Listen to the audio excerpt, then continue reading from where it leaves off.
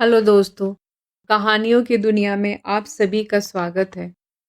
आज हम सुनेंगे मुंशी प्रेमचंद द्वारा लिखित कहानी अनुभव।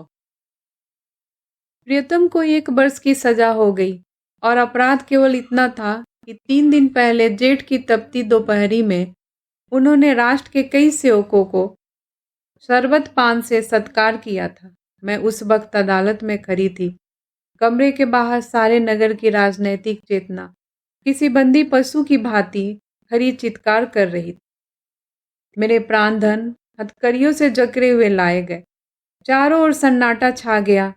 मेरे भीतर हाहाकार मचा हुआ था, मानो प्राण पिघला जा रहा हो। आवेश की लहरें सी उठ समस्त शरीर को रोमांचित किए देती थी। ओह, इतना गर्व मुझे कभी नहीं हुआ था। वह अदालत, कुर्सी पर बैठा हुआ अंग्रेज अफसर, लाल जरीदार पगड़ियां बांधे हुए पुलिस के कर्मचारी, सब मेरी आंखों में तुच्छ जान पड़ते थे। बार बार जी में आता था दौड़कर जीवन धन के चरणों में लिपट जाऊं और उसी दशा में प्राण त्याग दूं। कितनी शांत, अविचलित, तेज और स्वाभिमान से प्रदीप्त मूर्ति थी। ग्लानि, विषाद या शोक की छाया भी नहीं। उन नोटों पर एक स्फूर्ति से भरी हुई मनोहरणी ओजस्वी मुस्कान थी। इस अपराध के लिए 1 वर्ष का कठिन कारावास, वाह रे न्याय, तेरी बलिहारी है। मैं ऐसे 1000 अपराध करने को तैयार थी। प्राणनाथ ने चलते समय एक बार मेरी ओर देखा, कुछ मुस्कुराए, फिर उनकी मुद्रा कठोर हो गई। अदालत से लौटकर मैंने 5 रुपए की मिठाई मंगवाई और स्वयंसेवकों को बुलाकर खिलाया। और संध्या समय मैं पहली बार कांग्रेस के जलसे में शरीक ही नहीं हुई, मंच पर जाकर बोली और सत्याग्रह की प्रतिज्ञा ले ली। मेरी आत्मा में इतनी शक्ति कहाँ से आ गई, नहीं कह सकती। सर्वस्व लूट जाने के बाद फिर किसकी शंका और किसका डर। विधाता का कठोर से कठोर आघात भी अब मेरा क्या हित कर सकता था। दूसरे दिन मैंने 2 तार दिए, एक पिताजी को, दूसरा ससुर जी को। ससुर जी पेंशन पाते थे, पिताजी जंगल के महकमे में अच्छे पद पर थे। पर सारा दिन गुजर गया, तार का जवाब नदारद। दूसरे दिन भी कोई जवाब नहीं। तीसरे दिन दोनों महाशयों के पत्र आए। दोनों जामे से बाहर थे। ससुर जी ने लिखा, आशा थी तुम लोग बुढ़ापे में मेरा पालन करोगे। तुमने उस आशा पर पानी फेर दिया। अब क्या चाहती हो? मैं भिक्षा मांगू? मैं सरकार से पेंशन पाता हूँ। तुम्हें आश्रय देकर मैं अपनी पेंशन से हाथ नहीं धो सकता। पिताजी के शब्द इतने कठोर न थे, पर भाव लगभग ऐसे ही थे। इसी साल उन्हें ग्रेड मिलने वाला था। वो मुझे बुलवाए तो संभव है ग्रेड से वंचित होना पड़े। हाँ, वह मेरी सहायता मौखिक रूप से करने को तैयार थे। मैंने दोनों पत्र फाड़कर फेंक दिए और उन्हें कोई पत्र न लिखा। हाय स्वार्थ, तेरी माया कितनी प्रबल है।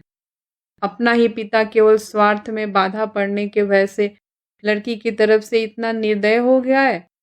अपना ससुर अपनी बहू की ओर से इतना उदासीन हो जाए। मगर अभी मेरी उम्र ही क्या है, अभी तो सारी दुनिया देखने को पड़ी है। अब तक मैं अपने विषय में निश्चिंत थी, लेकिन अब यह नई चिंता सवार हुई। इस निर्जल घर में निराधार निराश्रय कैसे रहूंगी? मगर जाऊंगी कहाँ? अगर कोई मर्द होती तो कांग्रेस के आश्रम में चली जाती या कोई मजूरी कर लेती। मेरे पैरों में नारीत्व की बेरिया पड़ी हुई है। अपनी रक्षा की इतनी चिंता न थी जितना अपने नारीत्व की रक्षा की। अपनी जान की फिक्र न थी, पर नारीत्व की ओर किसी की आंख भी न उठनी चाहिए। किसी की आहट पाकर मैंने नीचे देखा। 2 आदमी खड़े थे। जी में आया पूछूं, तुम कौन हो? यहाँ क्यों खड़े हो? मगर फिर ख्याल आया, मुझे यह पूछने का क्या हक है? आम रास्ता है, जिसकी जी चाहे खड़ा हो। पर मुझे खटका हो गया। उस शंका को किसी तरह दिल से न निकाल सकती थी। वह एक चिंगारी की भांति हृदय के अंदर समा गई थी। गर्मी से देह फूकी जाती थी, पर मैंने कमरे का दरवाजा फिर भीतर से बंद कर लिया। घर में एक बड़ा सा चाकू था, उसे निकाल कर सिरहाने रख लिया। वह शंका सामने बैठी घूरती हुई मालूम होती थी। किसी ने पुकारा, मेरे रोए खड़े हो गए। मैंने द्वार से कान लगाया, कोई मेरी कुंडी खटखटा रहा था। कलेजा धक धक करने लगा। वही दोनों बदमाश होंगे, क्यों कुंडी खटखटा रहे? मुझसे क्या काम है? मुझे झुंझलाहट आ गई। मैंने द्वार खोला और छज्जे पर खड़ी होकर जोर से बोली, कौन कौन कुंडी खटखटा रहा है? आवाज सुनकर मेरी शंका शांत हो गई। कितना ढाढ़स हो गया। यह बाबू ज्ञानचंद थे।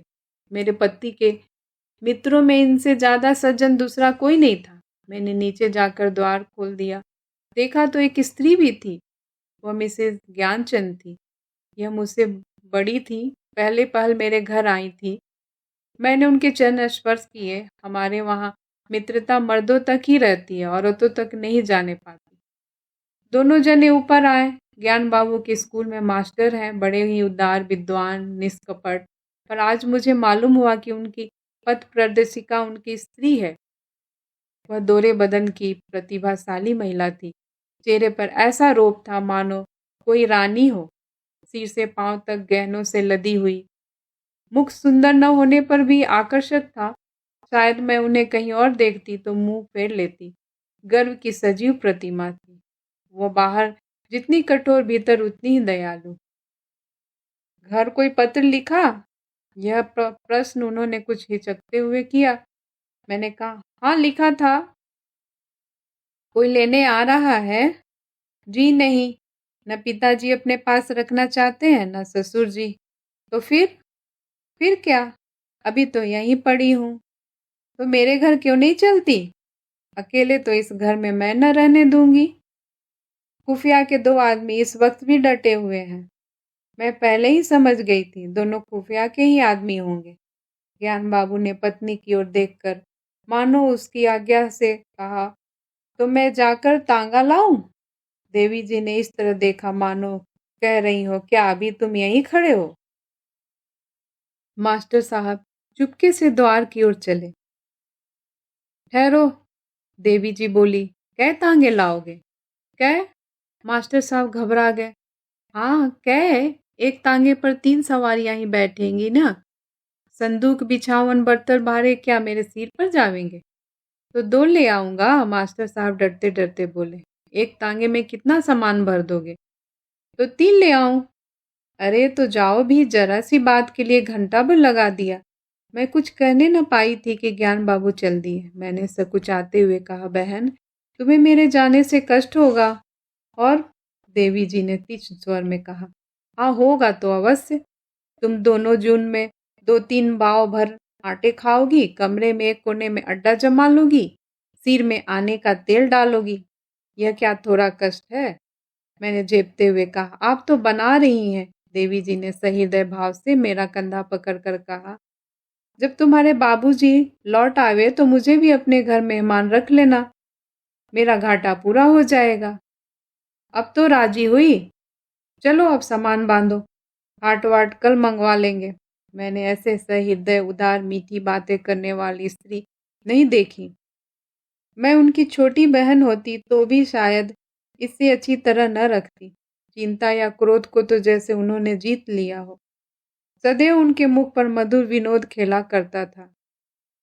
कोई लड़का बाला न था, पर मैंने उन्हें कभी दुखी नहीं देखा। ऊपर के काम के लिए लौंडा रख लिया था, भीतर का सारा काम खुद करती। इतना कम खाकर और इतनी मेहनत करके वह कैसे इतनी हिष्ट-पुष्ट थी, मैं नहीं कह सकती। विश्राम तो जैसे उनके भाग में ही नहीं लिखा था। जेठ की दोपहरी में भी न लड़ती थी। हाँ, मुझे कुछ न करने देती। उस पर जब देखो कुछ खिलाने को सिर पर सवार। मुझे यहाँ बस यही एक तकलीफ थी। मगर 8 दिन गुजरे थे कि एक दिन मैंने उन्हीं दोनों खुफियाओं को नीचे बैठे देखा। मेरा माथा ठनका। अब आगे यहाँ भी मेरा पीछे पड़े हैं। मैंने तुरंत बहन जी से कहा, वे दोनों बदमाश यहाँ भी मंडरा रहे हैं। उन्होंने हिकारत से कहा, कुत्ते हैं, फिरने दो। मैं चिंतित होकर बोली, कोई स्वांग न खड़ा करे। उसी बेपरवाही से बोली, भौंकने के सिवा और क्या कर सकते हैं? मैंने कहा, काट भी तो सकते हैं। हंसकर बोली, इसके डर से कोई भाग तो नहीं जाना जाता ना? मगर मेरी दाल में मक्खी पड़ गई। बार बार छज्जे पर जाकर उन्हें टहल के टहलते देख आती। यह सब मेरे पीछे पड़े हुए हैं, आखिर मैं नौकरशाही का क्या बिगाड़ सकती हूँ? मेरी सामर्थ्य क्या है? क्या सब इस तरह से मुझे यहाँ से भगाने पर तुले हैं? इससे उन्हें क्या मिलेगा? यही तो कि मैं मारी मारी फिरूं। कितनी नीच तबीयत है। एक हफ्ता और गुजर गया, खुफिया ने पिंड न छोड़ा। मेरे प्राण सूखते जाते थे। ऐसी दशा में यहाँ रहना मुझे अनुचित मालूम होता था, पर देवी जी से कुछ कह न सकती थी। एक दिन शाम को ज्ञान बाबू आए तो घबराए हुए थे। मैं बरामदे में थी, परवल छील रही थी। ज्ञान बाबू ने कमरे में जाकर देवी जी को इशारे से बुलाया। देवी जी ने बैठे बैठे कहा, पहले कपड़े उपड़े तो उतार लो, मुंह हाथ धो लो, कुछ खा लो, फिर कहना जो कहना है। ज्ञान बाबू को धैर्य कहाँ, पेट में बात की गंध तक न पचती थी। आग्रह से बुलाया, तुमसे उठा नहीं जाता, मेरी जान आफत में है। देवी जी ने बैठे बैठे कहा, तो कहते क्यों नहीं, क्या कहना है, यहाँ आओ। क्या यहाँ और कोई बैठा हुआ है? मैं यहाँ से चली। बहन ने मेरा हाथ पकड़ लिया। मैं जोर देने पर भी अपना हाथ नहीं छुड़ा सकी। ज्ञान बाबू मेरे सामने न कहना चाहते थे, पर इतना सब्र भी नहीं था कि जरा देर रुक जाए। बोले, प्रिंसिपल से मेरी लड़ाई हो गई। देवी जी ने बनावटी गंभीरता से कहा, सच? तुमने उसे खूब पीटा ना? तुम्हें दिल लगी सूझ रही है, यहाँ नौकरी जा रही है। जब यह डर था तो लड़े क्यों? मैं थोड़े ही लड़ा, उसने मुझे बुलाकर डांटा, बेकसूर। अब तुमसे क्या कहूँ? फिर वही पर्दा। मैं कह चुकी, यह मेरी बहन है, मैं इससे कोई पर्दा नहीं रखना चाहती। और जो इन्हीं के बारे में कोई बात हो तो? देवी जी ने जैसे पहली बूझकर कहा, अच्छा समझ गई, कुछ खुफियों का झगड़ा होगा, पुलिस ने तुम्हारे प्रिंसिपल से शिकायत की होगी। ज्ञान बाबू ने इतनी आसानी से अपनी पहेली का बुझा जाना स्वीकार न किया। बोले, पुलिस ने प्रिंसिपल से नहीं, हाकिम जिला से कहा। उसने प्रिंसिपल को बुलाकर मुझसे जवाब तलब करने का हुक्म दिया। देवी ने अंदाज से कहा, समझ गई। प्रिंसिपल ने तुमसे कहा होगा कि उस स्त्री को घर से निकाल दो। हाँ, यही समझो। तो तुमने क्या जवाब दिया? अभी कोई जवाब नहीं दिया, वहां खड़े खड़े क्या कहता? देवी जी ने उन्हें आड़े हाथों लिया। जिस प्रश्न का एक ही जवाब हो उसमें सोच विचार कैसा? ज्ञान बाबू सिटपिटा कर बोले, लेकिन कुछ सोचना तो जरूरी है ना। देवी जी की त्योरिया बदल गई। आज मैंने पहली बार उनका यह रूप देखा। बोली, तुम उस प्रिंसिपल से जाकर कह दो, मैं उसे किसी तरह नहीं छोड़ूंगा, और न माने तो इस्तीफा दे देना। अभी जाओ, लौटकर हाथ मुंह धोना। मैंने रो कर कहा, बहन मेरे लिए? देवी जी ने डांट बताई, तुम चुप रहो, नहीं तो कान पकड़ूंगी। क्यों बीच में कूदती हो? मरेंगे तो साथ में, रहेंगे तो साथ में। इस मर्दुए को मैं कहूँ, आधी उम्र बीत गई और बात करना न आया। पति से, खरे सोच क्या रहे हो? तुम्हें डर लगता है तो मैं जाकर कहा।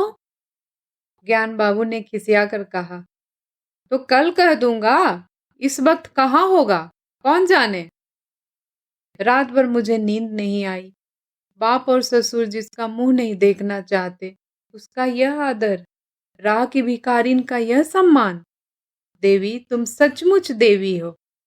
दूसरे दिन ज्ञान बाबू चले तो देवी ने फिर कहा, फैसला करके घर आना, यह न हो कि सोच कर जवाब देने की जरूरत पड़े।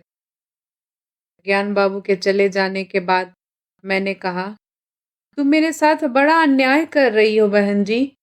मैं यह कभी नहीं देख सकती कि मेरे कारण तुम्हें यह विपत्ति झेलनी पड़े। देवी ने हास्य भाव से कहा, कह चुकी या कुछ और भी कहना है? कह चुकी, मगर अभी बहुत कुछ कहूंगी। अच्छा बता, तेरे प्रियतम क्यों जेल गए? इसलिए तो कि स्वयंसेवकों का सत्कार किया था। स्वयंसेवक कौन है? वे हमारी सेना के वीर हैं, जो हमारी लड़ाइयाँ लड़ रहे हैं। स्वयंसेवकों के भी तो बाल बच्चे होंगे, माँ बाप होंगे, वह भी तो कोई कारोबार करते होंगे। पर देश की लड़ाई के लिए उन्होंने सब कुछ त्याग दिया है। ऐसे वीरों का तो सत्कार करने के लिए जो आदमी जेल में डाल दिया जाए, उसकी स्त्री के दर्शनों से भी आत्मा पवित्र हो जाती है। मैं तुझ पर एहसान नहीं कर रही, तू मुझ पर एहसान कर रही है। मैं इस दया सागर में डुबकियां खाने लगी। बोलती क्या? शाम को जब ज्ञान बाबू लौटे तो उनके मुख पर विजय का आनंद था। देवी ने पूछा, हार की जीत? ज्ञान बाबू ने अकड़ कर कहा, जीत। मैंने इस्तीफा दे दिया तो चक्कर में आ गया। उसी वक्त जिला हाकिम के पास गया। वहां न जाने मोटरों पे बैठकर दोनों में क्या बात हुई। लौटकर मुझसे बोला, आप पॉलिटिकल जलसों में तो नहीं जाते? मैंने कहा, कभी भूल कर भी नहीं। कांग्रेस के मेंबर तो नहीं है? मैंने कहा, मेंबर क्या, मेंबर का दोस्त भी नहीं हूं। कांग्रेस फंड में चंदा तो नहीं डालते? मैंने कहा, कानी कौड़ी भी कभी नहीं देता।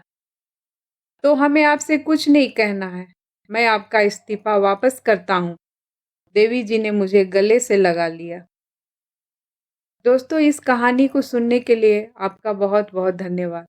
दोस्तों, अगर आपको ये कहानी अच्छी लगी हो तो प्लीज़ मेरे चैनल को लाइक एंड सब्सक्राइब करना मत भूलिएगा। मैं फिर हाजिर होंगी एक नई कहानी के साथ। तब तक के लिए नमस्कार।